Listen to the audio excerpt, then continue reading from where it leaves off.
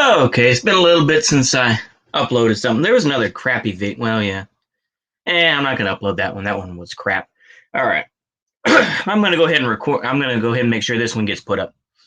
So I saw that apparently the U.S. would consider a boycott of the 2022 Winter Olympics in Beijing over China's human rights abuses. Okay. Here's why that's a good thing. It's a good thing because it would basically just allow the Chinese to dab more on the United States. That's what it would do. Because the thing is that as much as people want to cope and everything else like that, is a lot of countries are starting to side with China over the United States. It's plain to see. We've seen Colombia. For example, I don't know, people are going to say, well, Colombia, who cares about that? But we've seen Iran make their deals with China. And of course, like I say, it's always interesting to me how a lot of things are left out of the other side, so to speak. But this is a very positive thing because I think it goes to show the bulwark against the United States is going to grow stronger and stronger, no doubt. What what some commentators have said is that this will, this is going to, force China to change their feelings or whatnot. The thing is, though, is that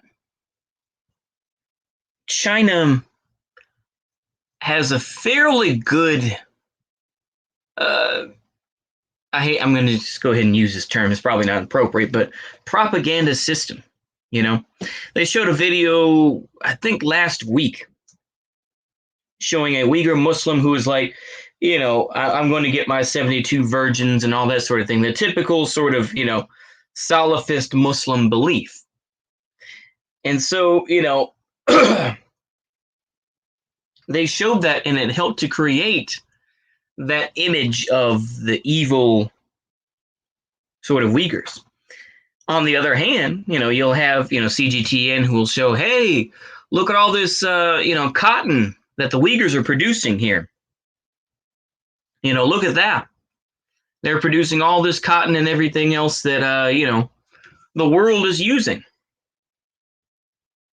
So the fact is that you can keep talking about Uyghur Muslims, this and that. You have the immense amount of damage control that the Chinese are doing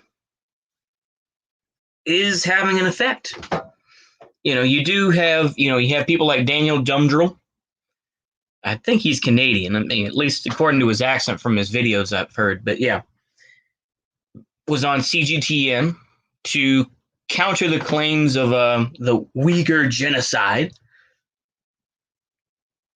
And so, to me, this is a non-starter to me.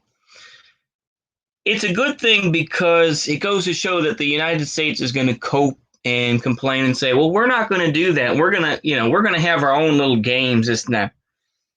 Nobody cares. And they'll be like, oh, okay, see ya. The thing is that we're seeing this strength, particularly China and Russia. And it depends on who you talk to, of how strong the alliance between China and Russia are. But regardless, they are building a bulwark, they are building a coalition against the United States.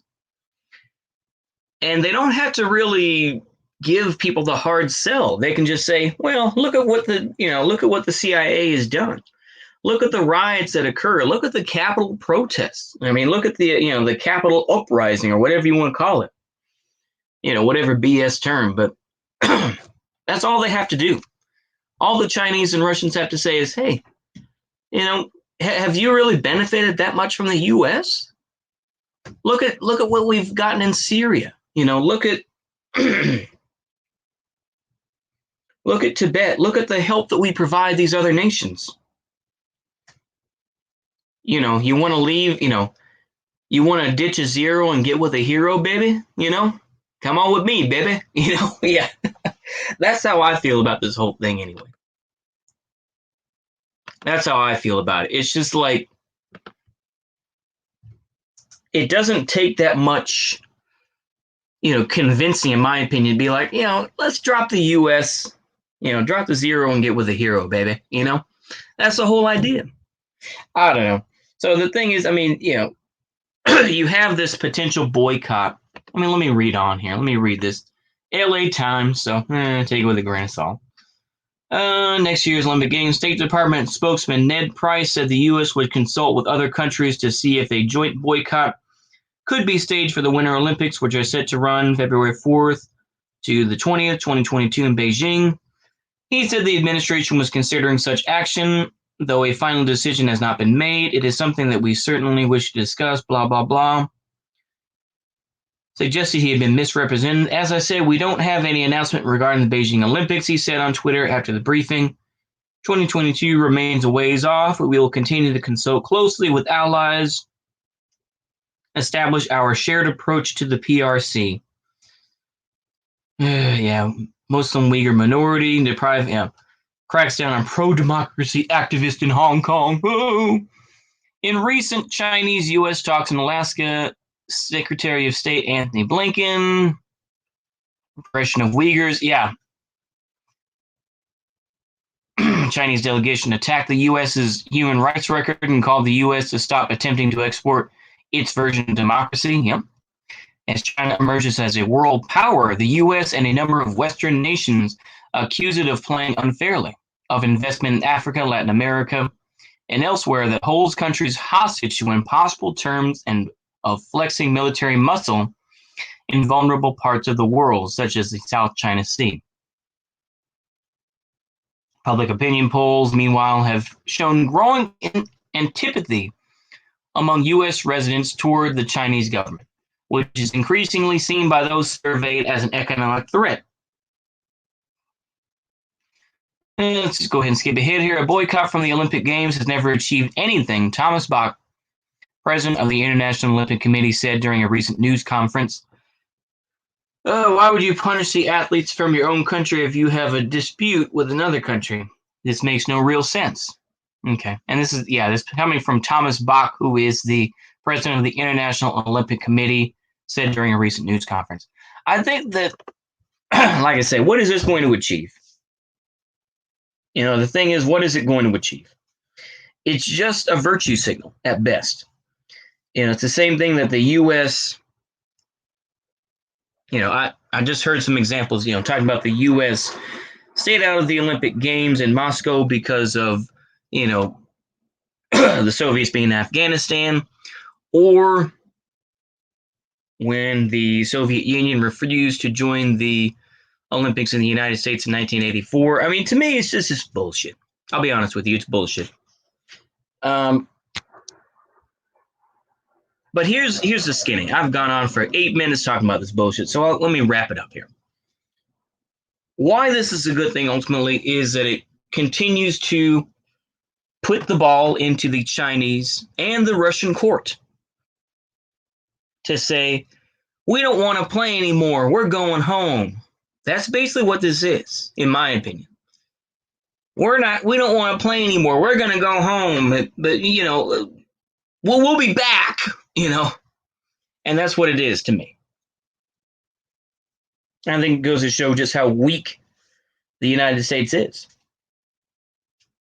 I think that, like I said, this continues on kind of the breaking down of the left. We've seen a lot of folks switch to becoming Marxist-Leninist Maoists in the wake of China, in the rise of China, this and that. They're like, well, China really isn't, it really isn't socialist, so,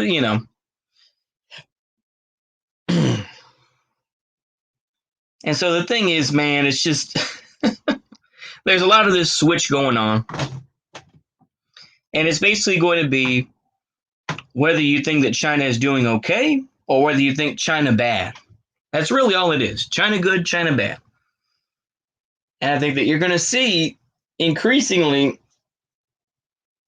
China is going to continue to use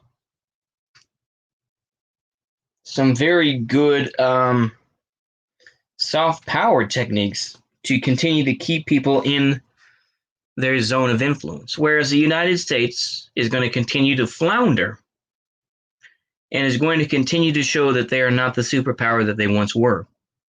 You know, whether that goes to show that the military,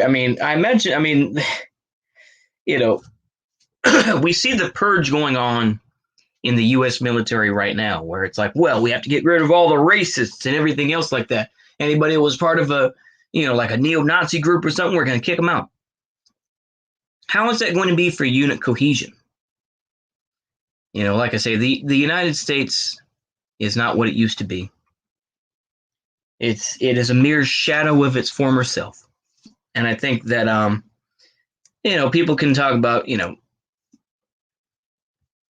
whichever aspect of the U.S. that it is, but yeah, the U.S. is bound to break apart. And this is simply another brick being, chiseled out of the wall. That's all it is. That's my view of it anyway. It's another brick being chiseled out of the wall. Maybe I'm wrong. I don't know. We're going to see what happens though, won't we? So see you later and a goodbye.